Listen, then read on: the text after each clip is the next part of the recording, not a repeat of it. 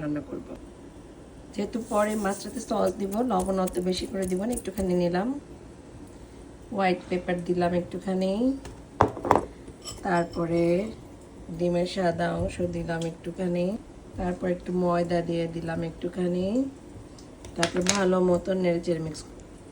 এই যে মিক্স করা হয়ে গেছে, এখানে আরেকটা ইনগ্রিডিয়েন্টস বাদ পড়লো, চিকেন পাউডার।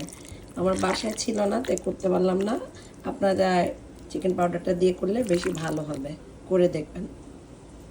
একটু একটু লেবুর রসও দিলে ভালো হবে, টেস্ট হবে। একটু লেবুর রস দিলে, লেবুর রস দিয়ে দিবেন একটু। এরপরে আবারও একটু মেখে নেবেন। এটা আমি ম্যারিনেট করে রেখে দেবো। এদিকে একটু গরম পানি করতে হবে, ওটা দেখিয়ে দিচ্ছি। এই যে এদিকে পানি গরম হয়ে গেছে, এখানে আমি একটু যে হোয়াইট ভিনেগার, একটু ভিনেগার, তারপরে আদা কুচি,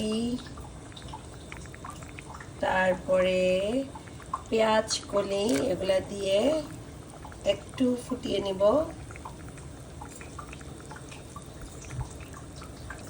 এই যে বলক চলে আসছে, এখন আমি ম্যারিনেট করা মাছগুলা দিয়ে দিব।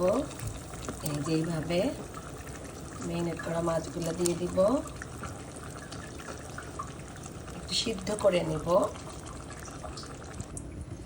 এই যে মাছ সেদ্ধ হয়ে গেছে, এখন আমি একটা ঝাঁঝরে ঢেলে দিব।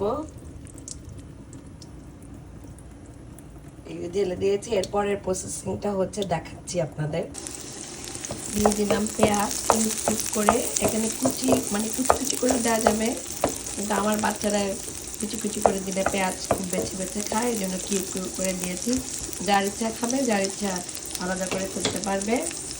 একটু নরম হলে পেঁয়াজটা, তারপরে দিয়ে দিব অন্যান্য সসগুলো। সামান্য একটু লবণ দিব, লবণ দিলে অনেক সময় পেঁয়াজটা একটু তাড়াতাড়ি নরম হয়। তারপরে এই যে মরিচ, এটা বাটা মরিচের পেস্ট, এটা পাওয়া যায় কিনতে।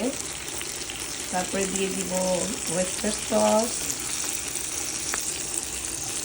দিয়ে দিয়েছি ওয়েস্টার সস একটুখানি।